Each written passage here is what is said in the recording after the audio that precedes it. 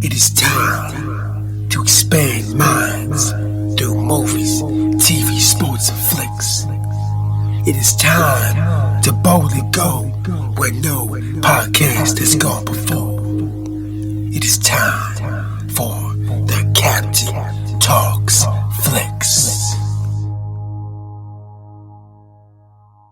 The Captain Talk Flicks. Welcome to the Captain Talks Flicks podcast. I'm your host, Captain Cortez, aka Mr. Love, and this is where we talk flicks. And ladies and gentlemen, it's time to boldly go back to my most favorite franchise in the universe, in the multiverse, in all time and space and existence. It is time to talk about the one and only Star Trek, Starfleet Academy to be exact. And I'm going to get to that first couple things. I want to give a big shout out to Seattle. Got some plays over in Seattle this week. Gracias, gratitude, and Seattle. I saw your football team in the NFL, the Seattle Seahawks, beat the Buffalo Bills. Now, if you listen to last week's podcast, I said it was going to be the Bills and the Bears in the Super Bowl. But that was wrong, because the Bills aren't going to be in it, because you guys won. Now, to be fair, there were some calls, that brought these calls, bro. Doesn't matter, you guys won. Congratulations to win. Now, when you get to the Super Bowl and you have to play the Bears, let's see what you can do. There might be Super Bowl shoveling all over the place. But anyways, good luck if you make it to the Super Bowl, and thank you for this podcast. Additionally, this episode is brought to you by the album called Elder Foes by the one and only SonZu Cosmic. This is his first release back in 2022. The lover of hot fries and spitter of cosmic rhymes. But wait, there's more. It's not the digital version. It's not a CD or cassette tape or, Apple iTunes. We're talking about a vinyl record. SonZu Cosmic put his first debut album on a vinyl record brought to you by Existent Fiction Entertainment, and we will put the link to it below. So if you want to hear SonZu Cosmic and his cosmic flows on vinyl, put the link below. Check it out. Now, let's go to the podcast. Ladies and gentlemen, we went back to Star Trek. Back to Starfleet Academy. Yeah, ain't been there for a long time. Actually, never been there at all. Starfleet Academy has never had its own show until now. And ladies and gentlemen, let's talk about the elephant in the room before we get into all that. We're going to address the elephant in the room. Now, over the last years, go back to 2017, there has been issues in the community, with the old and new, where some of my fellow brethren in the Star Trek community do not really care for a lot of the new Trek, for lack of a better term. The new Trek versus the old Trek. Now, I am from both eras. I live now and was back then. I've seen all the old shows, I've seen every episode of every old show. The only thing I've not seen is a little bit of the Star Trek cartoon that was on Nickelodeon. I missed a little bit of, other than that, I've seen everything, with the exception of some of those episodes. Now, beyond that, I would say I'm a hardcore Trek fan. I know a lot of the history. I'm not a hardcore historian, but I do know a lot, because I've seen it all, and I've been a huge fan for many, many years. Now, if you may or may not know, Jean-Luc Picard is my favorite captain of all time. Sisko's good, of course. So is Archer. So is Janeway. So is Pike. Pike is actually good. He's part of the new Trek. A lot of great captains, but Picard is my favorite. Now, that being said, we are currently in the era of new Trek. There's been a lot of shows, like I said, last week and the week before, since 2017 over at CB All Access. We started with Discovery. Discovery started this whole new era of Trek. And I do see on the net, people do seem to complain that, it's not like the old Trek. Now, let me go ahead and expand just a little bit more. In all the fandoms, this has happened everywhere. It's not just Trek. It's Marvel, it's Star Wars, it's Doctor Who, James Bond. Any franchise that's been around for a long time seems to run into this issue. So when you develop fans early on, and you progress through time and are around for 60 years, let's be clear, Star Trek has been around for 60 years. In that time period, the shows change, the vibes change, the people change. Also too, the creators move on, they pass away. And it's given to other people to be the custodians of that. Now, when you move away from the original owner and designer, you kind of have to guess what they might like and not like, because you'll have total access to them. Now, because Roddenberry passed away, in the middle of Next Gen, everything after that has really been decided by other people other than the true creator of Star Trek. Since 97, whenever he passed away. Now, the guys that run it then handled the business that he had started. Everything after is all new, with new custodians taking the reins. Corporate guys, creators, creatives, actors have decided to take this project out. Now, all the other fandoms experience the same kind of thing. Let me go ahead and just talk about life in general. I'm going to make this very quick because I don't want to rant. I want to get the show. But in general, as you get older, the younger people come up and they'll have different views, different styles of communication, different ways of dress, just different ideologies other than your own. I experienced because I was a young person talking to old people. And a lot of times they couldn't understand me and the culture that I was in, right? Because they were different, right? But now that I'm an older man, I understand the dynamic. I see it differently than maybe the other people did. I understand that new ideas will come, new ways of being, new ways of thought, new ways of presenting things, new styles of entertainment are good to happen.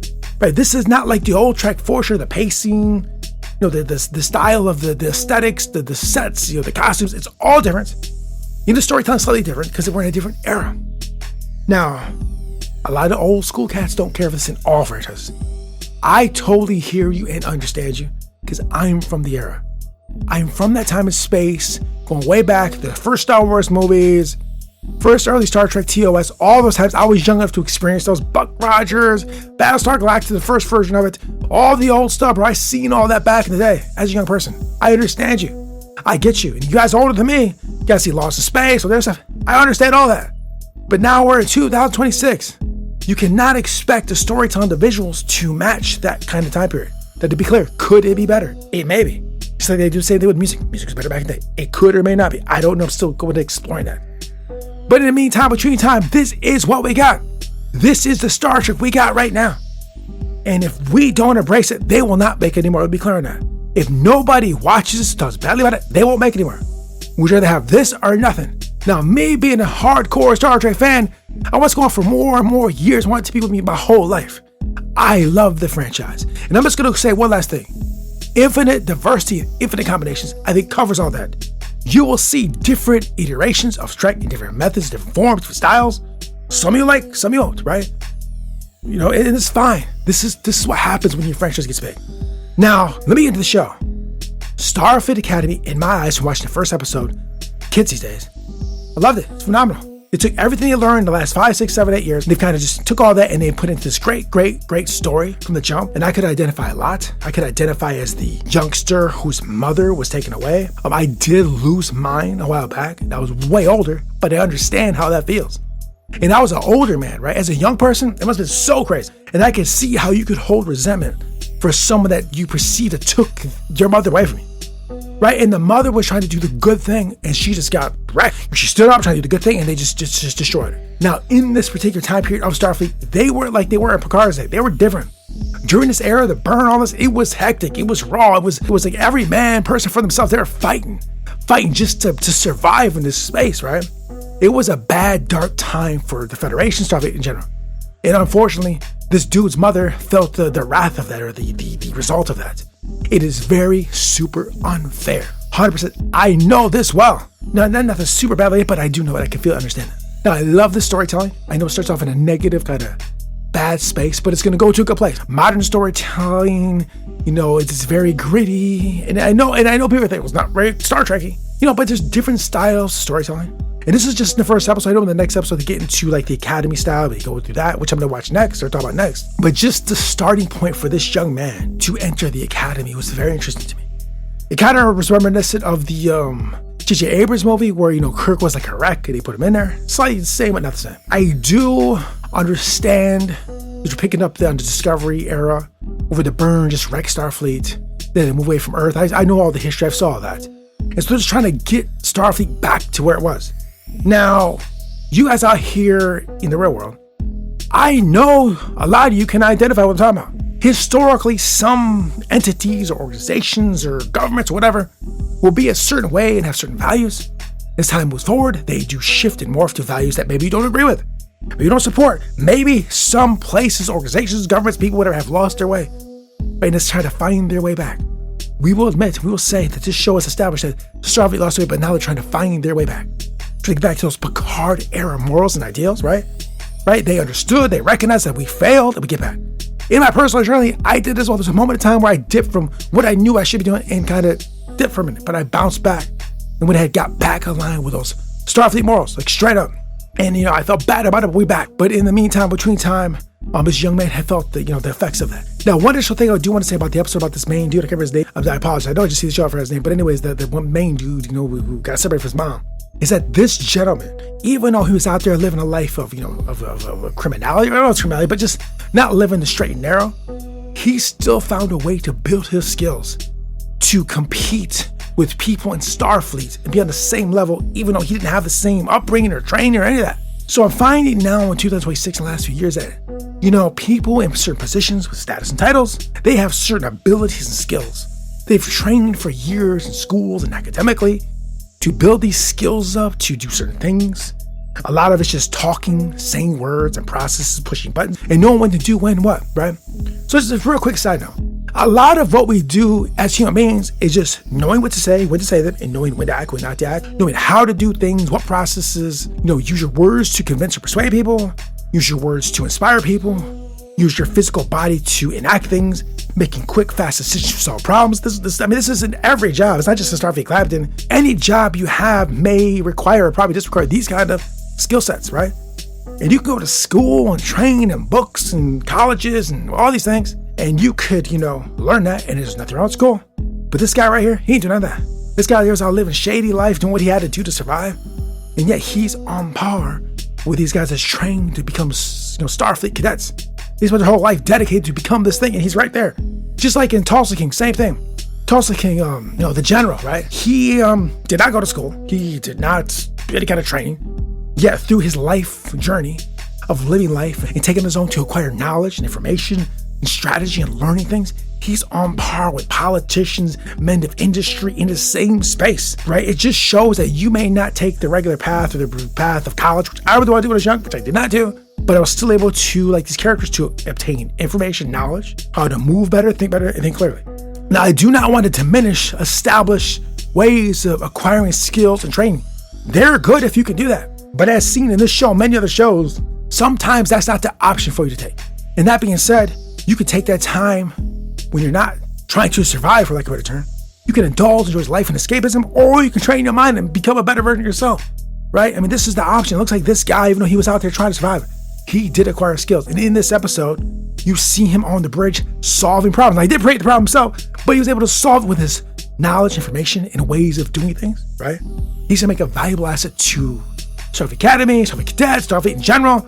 I see great things for this guy in the future. So anyways, episode 1, these kids these days. Love the characters, love the instructors, love how they're taking the Klingon. He's a pacifist, he wants to be a doctor. I believe that goes back to, I think it was Enterprise. I remember one of the episodes they had a doctor and he used to say like, did you think we're all warriors, right? And up to that point, they had all been warriors. But I think in Enterprise, he was like, some officer doctors are healers. And this does seem to pick up on that arc a little bit, or that kind of narrative. So anyways, I think the show is phenomenal. I think it'll last a while. Is it like old Trek? Not so much. Is it like new Trek? Yes. But I feel that it's a blend of old and new. And there should be a lot of cool storytelling. And throw back to the old, shows. There's a lot of Easter eggs. The Doctor from Voyager, this is going to be phenomenal. Just, it's just this first 2 episodes. Just chill, relax. Let them do their thing. I feel this is going to be a great show. It's going to be well talked about and people may be loving it. I even got my girl to watch. My girl's watched. She was cool. My girl will never watch Star Trek. Got her into this, bro. Take your girl, take your man, and let's watch Star Trek together. Let's grow this franchise. Let's put in love and effort. Let's support this show. Give it a chance. This is something new, something different. It's going to be great. I can feel it. Let me just say one last thing. You heard it right here. I guarantee you this show is going to be phenomenal. You go on these sites, look at the ratings. Maybe not now. The people start catching up and understand what I'm talking about. I will say one last thing. Back in my day, Deep Space Nine was considered crappy. So was Enterprise. That's what it is. People love it. Sometimes it takes a minute for people to catch up. Sometimes it happens. Hopefully it doesn't take that long for this. But I guarantee you right now, Starfleet Academy is going to be a hit. I promise you that. So ladies and gentlemen, welcome back to Starfleet. It's time to train to become a captain. So yeah, this completes the podcast. And until next time, we'll see. Live long and prosper. Spock. Until next time, it's Captain Peace. The Captain Talks.